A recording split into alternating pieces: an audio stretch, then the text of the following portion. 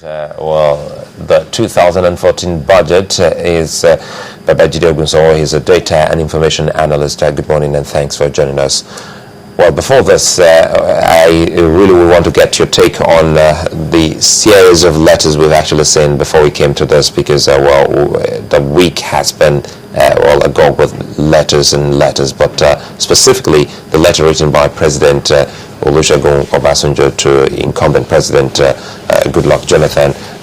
As a Data and Information Analyst, how would you want to relate this particular letter to perhaps maybe other letters written by some world leaders?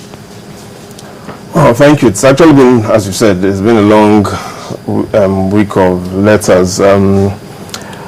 Apparently, most discussions that have been ongoing, especially in the media, on the letter, on President Obasanjo's letter, has been on the messenger and on the message.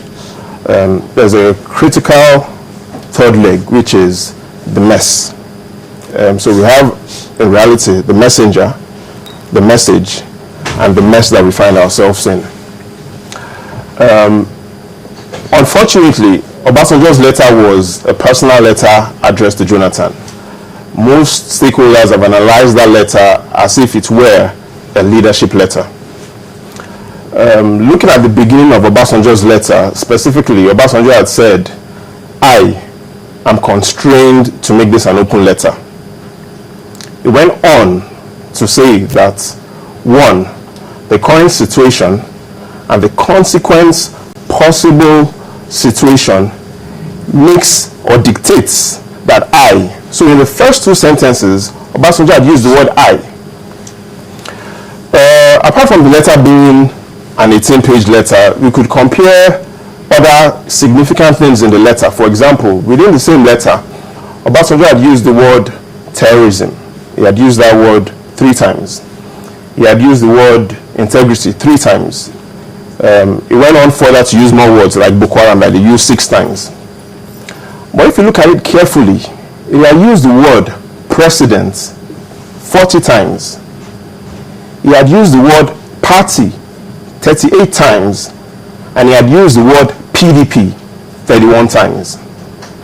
Compared to other words like democracy that he used 10 times, you could clearly see from the beginning, based on the textual analysis, the letter was about him, the party, and the president, which is more of a personal letter as opposed to how most analysts have viewed it as a leadership letter. Other words and other ways that might be interesting for us to look at it is the words I, for example. Obasanjo on 152 times specifically had referred to himself using the word I. He had referred to President Jonathan using the words you. He had used that word 148 times. And then he had used the word they even more than he used the word we. So clearly, if you look at the trend, from the introduction he had used the word I. A lot of points, a lot of places in the letter, he had used the word I, you, and they, pointing to potential and people that he felt were opposed to the development in the country. And then he had focused most of his words on the party and on the president. If you compare that letter to, say, a letter Mahatma Gandhi wrote on the 23rd of July, 1939 to Hitler. The purpose of the letter was to influence Hitler to avoid starting World War II. Gandhi had started that letter by saying, "Dear friend, my friends," he depersonalized the letter. He said, "My friends have been persuading me to write to you in the sake of humanity." Clearly, what Gandhi had done was he had depersonalized the letter, referred to his friends, and he had also talked about the goal of the letter, which was humanity. We could also look at the longest letter Martin Luther King Jr. wrote. It was an 11-page letter, and specifically, Martin Luther King had called that letter a book, even though it was just 11 pages. He wrote that letter while he was in Birmingham prison, trying to fight for his cause of segregation and against racism. In that letter as well, he had started that letter by de-emphasizing himself, and he had referred to the clergymen that he was writing those letters to.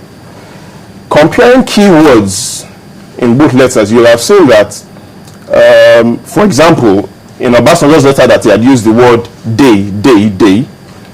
All through Martin Luther King's letter, he never used the word day once. So there's nothing wrong with Obasanjo writing a personal letter to Jonathan, but it is important for us as stakeholders not to analyze a personal letter as if it were a leadership letter. Leadership letters will focus more on the economy. For example, in Martin Luther King's letter, the most words he used were law. He used the words segregation, and he talked more about the people, never referring or never using the word they. In Obasanjo's letter, he used the word they more times than he used the words we. Those are the key points we need to, as observers and as stakeholders. So all of these point to the fact that it is more of a personalized or egoistic kind of writing towards to the president. Is that what you're driving at? More of a personal letter. I probably wouldn't use the word egoistic, but more of a personal letter sharing his concerns, his personal concerns regarding PDP, the party, Jonathan, and himself. That's the first premise of the letter. Even though he talked about so many other issues, a textual analysis of the letter lets you see that the other issues were secondary to his primary premise.